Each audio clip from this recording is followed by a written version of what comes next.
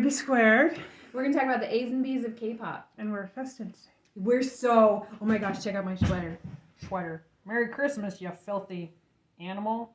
I had some ugly sweaters, but I apparently got rid of them. Now there's no ugly sweaters left. This is my Scottish clan colors. Beautiful scarf. I said, let me get my clan scarf. And she said, like, the KKK. No, don't. I wouldn't expect that from you, so don't do that. Thank you. Amy B has a lot of extra I brought some stuff to show you guys. Yeah, we're going to start off this one about being sad. Yeah. Go. We feel sad. So, this is a wonderful time of year. This is the time of year I started standing BTS 2 years ago in fall. Maybe. And so in December something is when I saw them, when I met them first time at the SoFi Stadium. So I just really love them. I feel, and they are all gone now. They're all in the military, which they were already gone because they were in Korea and I was in the United States, so I've never actually met them. But they're seriously gone. Like, they can't just do a live. They can't create any new content right now because once you're in the military, you can't create content or like you owe the money to the military or something like that. True. Like, all the money that they earn right now will be owned by the government or something like that. If they earned it doing on government time. If they created content ahead of time and it's right. Correct. Yes, they can't create content right now. Okay. And so, because everyone has enlisted now. So the other day, it was like one day, RM and Taeyoung went in. And I was thinking about this the other day. Like, I really have switched over to calling them their stage names. Like, I thought it would, like, at first I was like, oh, I love Namjoon. Like, I can just call him Namjoon. But then somebody said, it's more respectful because you don't actually know them to call them their stage names. And I that resonated with me, so I have completely switched over to calling them their stage names. Okay? So that's why I'm doing that. Oh, okay. But I do love Kim Namjoon so much. And we would be tight if he knew me. But for right now, I'm just going to call him RM. So RM and Taeyoung, they, V. See, I called him the wrong name, V. Okay. I call him what comes to my mind. Exactly. Okay, so they enlisted on the same day. They were standing there with their short haircuts.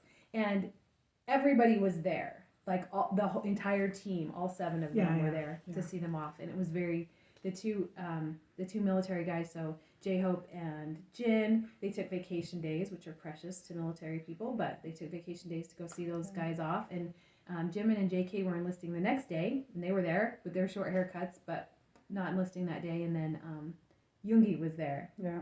Yoongi. Suga. That's what I meant to say. Suga was there, and he's so cute. We don't know if he has a short haircut yet. We have not seen a short haircut from him yet, but from everybody else. What was the quote he said? You can call me Augusty, you can call me Sugar, you can call me Yoongi, something like that. What was it? See? He said that in a concert. I don't know that it matters. I love that. J-Hope in his concert said, you can call me Jay. I'm J-Hope from BTS, but you can call me Jay. Oh my gosh, I love him so much. So it's a bit of a sad time because they can't create any new content, but even just since they've been gone, JK released a performance video. Have you seen that? Mm-hmm. Standing Next to You, featuring Usher. Oh, yeah. So, it's cute. I haven't watched it, but it did come out. Usher dances, and it's funny to see. It's not funny. I mean, every dancer is different, but it's kind of cool to see Usher dancing and JK dancing, because I'm really used to this dance being done by JK in his style, and then Usher does it. It's the same dance, but in a different style. And it's adorable. Like, it's really good, I think. I like Usher as an artist. Do you like him? No. I don't feel like I wouldn't know an Usher song. Oh, you wouldn't? Oh, you would, though. I bet if I played an Usher song, you would know one. I feel like Usher's not problematic. The last, collab that JK released was JT, Justin Timberlake, and he's become problematic since the huge NSYNC thing, right? He's become problematic because of the Super Bowl, and he threw Britney under the bus and Janet Jackson. I have no comment. Britney's story just came out about he's kind of problematic. So that one didn't blow up very big, but this Usher one seems to be popular. So we do have some new content to watch from them. I'll tell you what kind of broke my heart. What?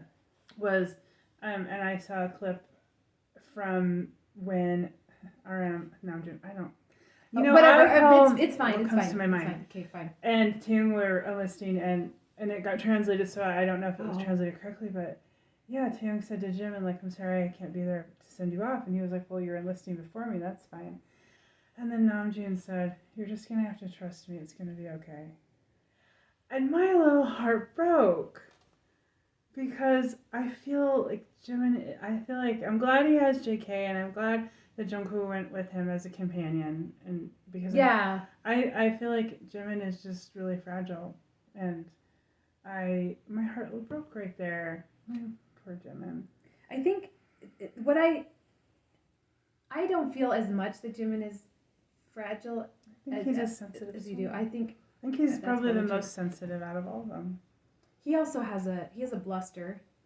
What's a bluster? Like he can act cocky. You know what I mean? Like he has like a cockiness that he can do too. He's just and also he's everybody. What I hear is that everybody loves Jimin. Yeah.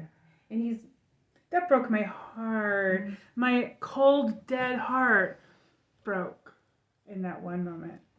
And then it went back to being dead. But poor guy. Okay, what do you have? Okay, so this is what they left us with. These are their solo albums since they kind of stickers are flying everywhere. I'll pick them up. I'm not gonna leave stickers at your house. You hate that stuff. This is not a merch house. We have The Astronaut from Jin. We've got D-Day from Suga. We've got Jungkook's. Look, isn't that beautiful? Isn't that a beautiful album? Jack in the Box by J-Hope. We've got Taeyong's Layover. Isn't it cute? Looks like a travel box. Oh. It's really cute. We've got Jimin's Face. It's hard to show on camera because it's so reflective. And RM's Indigo. And RM, I think, made an album before he left, but didn't release it.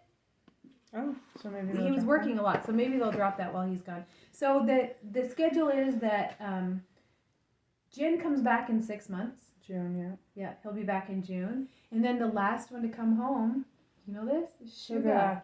Suga's the last one to come home. So he'll come home in like June of 2025. He's not doing active duty. Yeah, because he's doing civil service. So those guys are gone, and they're not, they said they made a point a lot of time. We've created a lot of content. You'll have a lot to see while we're gone, but it's sad. JK came on the live. Let me see. I send stuff to you on so many different platforms. It's hard to tell what platform I sent you on. But this was JK's last live because he'd already kind of said goodbye. But then he came on and talked for 8 minutes, and he was like, "Okay, Anya," and his eyes, tears. Oh my gosh, it was so sweet because we're like, all the armies in the world were like, wait, his girlfriends are kind of miss him. I don't see their lives because I don't do. Was it Weavers? Weavers. I don't know. It's too much work. I count on you. Yeah, it is a sad. We're in mourning, and army depression over them going to the military is a real thing, and I shall not discount it. Yeah, but I personally feel way that like the day that they announced a hiatus at that Festa dinner, that was so sad to me. Like I was walking around crying. Like I really was walking around crying. And this I haven't been because they've introduced it for so long. That hiatus thing kind of seemed like a bit of a surprise and like really unexpected, but we kind of like know what will happen in this case. Like we have the schedule for when they're going to be back and back together and stuff like that. Their lives belong to you, yeah? They're like, right. I know what's going to happen. So, anyway. Well. So if you have any army friends, just pat them on the back. Pat them on the back. It's a real thing. I'm not depressed about it, but that thing broke my heart. Yeah. They just have to trust me. It'll be okay. And I was like, oh. Good luck, guys. Yeah, they're gonna be fine. Jim RM said, I love you guys, and I hope that reaches you somehow. It was the English translation that I saw, so. Oh. I don't. Okay. What do we want to talk about? The statement that Anton Her made.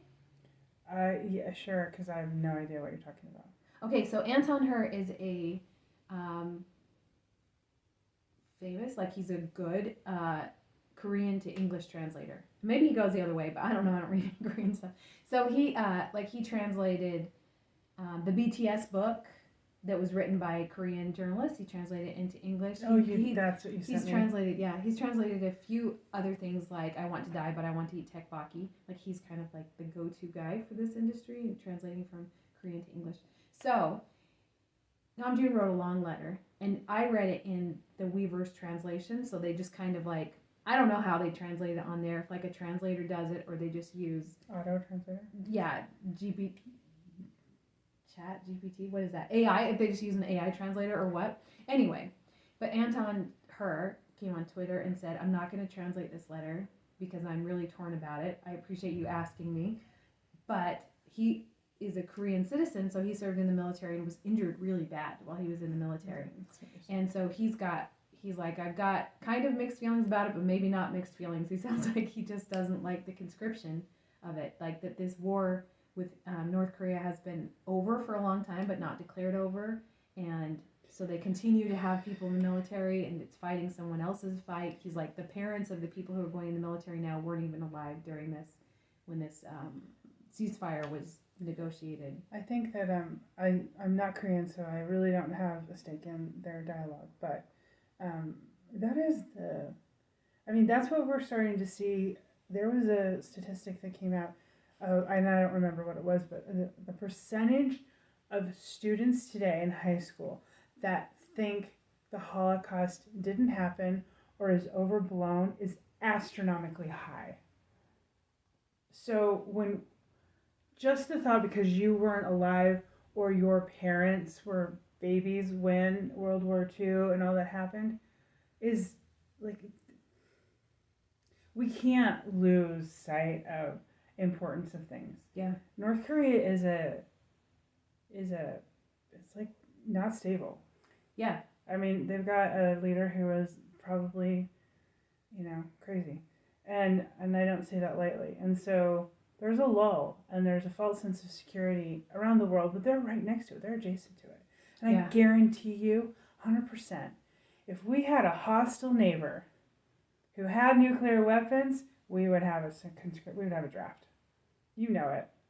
There's no way any country that has that kind of a hostile neighbor wouldn't be prepared. And if, heaven forbid, something happened, they have a populace that is trained. Yeah. We do not. The situation in the United States is so different. We don't have a hostile neighbor. Right, and we haven't had a draft for at least a generation. The situation is really different. So, but to just say like, oh, because we weren't alive when they had the ceasefire means that it's irrelevant, I think we can take lessons from what we're seeing now, at least in the U.S., about complete apathy and ignorance over some pretty horrific events. And the Holocaust is one mass genocide. Yeah. There's a lot of genocides, histories out there, and I don't even know them all. So it's not just that one particular event, but to just be like, oh yeah, I don't even think it really happened. Why are we not teaching these things better? Miss second grade teacher. Oh, second grade teacher, I talk about World War II a lot. We have a whole dictator. I know why we're not doing this, because our school boards have been taken over by wackadoodles. Yeah. Who don't want to teach anything that doesn't doesn't promote their narrative of whatever the hell their narrative is. Keep them stupid, and then you can keep yourself in power. Well, to be clear, that's Anton Her's position, and I have not heard anything from the members of BTS except that they love their country and they're proud to serve. They know that people who love them are concerned about their safety because it's scary. Like, young men are always in danger, like whether they're just driving around on the streets or whatever. True, like there could be danger extra. for there's I think that, I've said this before in a previous podcast. So when Itok, the leader of Super Junior, had a lot of issues happen personally in his personal family life while he was serving, and then he was very mistreated. Like, remember we talked about the new rules of like you can't use them like Oh So- yeah. So his Yeah, superiors would make him call their wives and give them happy birthday messages, do totally inappropriate things. Yeah. And he really suffered mentally. And somebody told him that, he could have qualified for an early discharge, but they said if you want to stay in the entertainment business, you have to serve out your time. Yeah. If you leave now, your career is over. And that I think the public sentiment, if they, got exempt for whatever, I don't know the backlash within Korea. Yeah. Outside, we would have been like, yay! But again, I don't have skin in their game of their conscription or any of that. So I mean, I my 2 cents is worth exactly that, 2 cents. But it's a complicated issue. Yeah.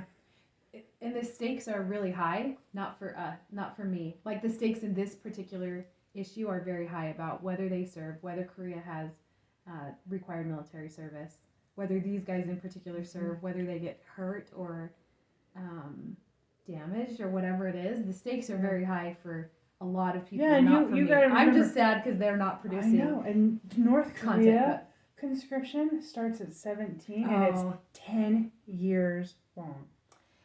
10 years. Yeah. So. And I.